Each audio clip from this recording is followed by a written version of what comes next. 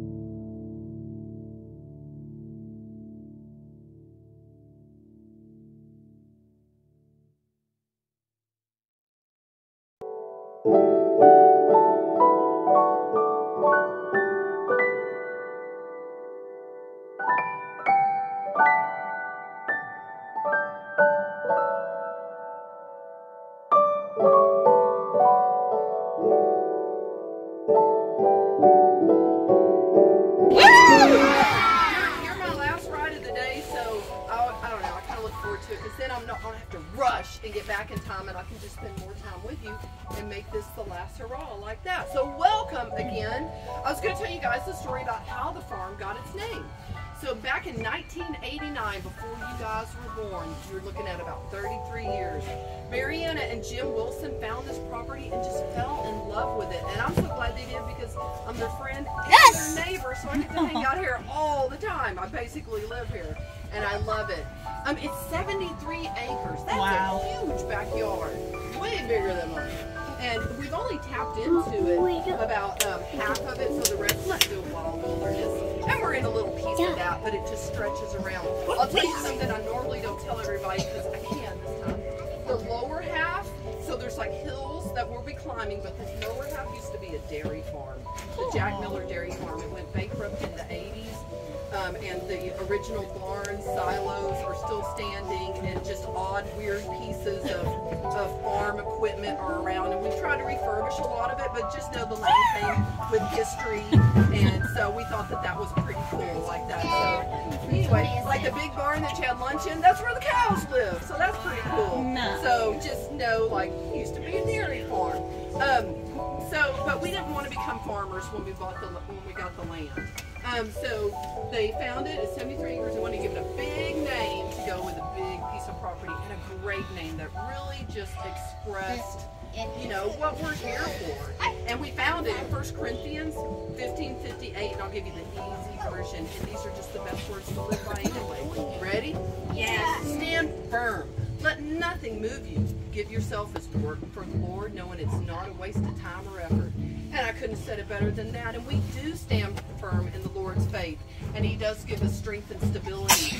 And to stand, and all of that is a definition of the word mainstay. That's what that word means. And we do give ourselves as work to the Lord and give back, and it's such a heartfelt thing. So we love this property. That's where the name came from, Mainstay, from 1 Corinthians, like that. And so with all this land, we wanted to become farmers, like I said, and not do animals, but do some kind of crop.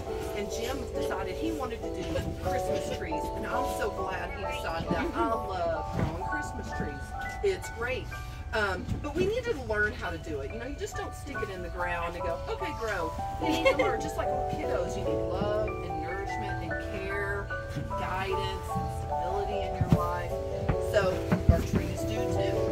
So to learn how to grow a tree properly, we joined the coolest club, and it's called the Texas Christmas Tree Growers Association.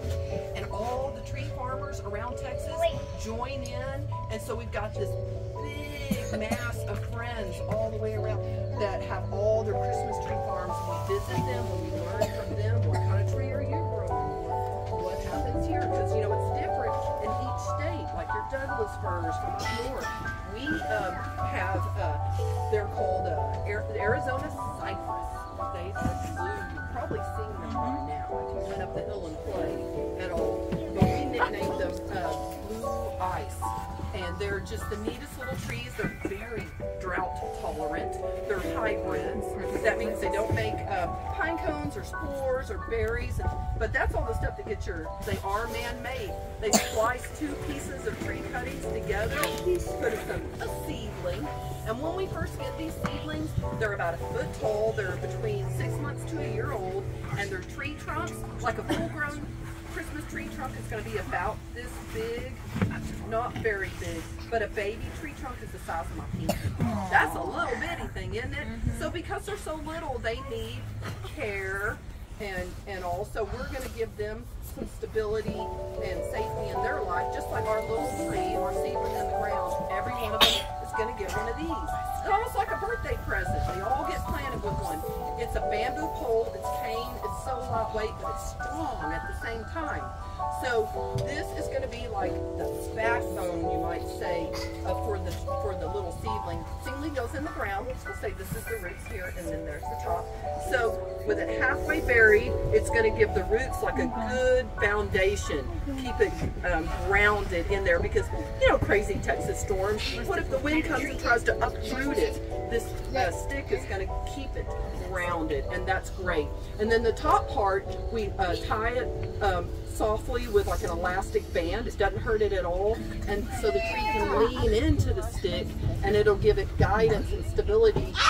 On average, we don't cut our trees under 6 foot, so they're 6 to 10 years old, just depending if you have a good year or not have a good year. So you don't have to slice them and count their rings to see how old they are. You just measure them. So yeah, it's a great job. So yeah, but I love the grapevines, and it's a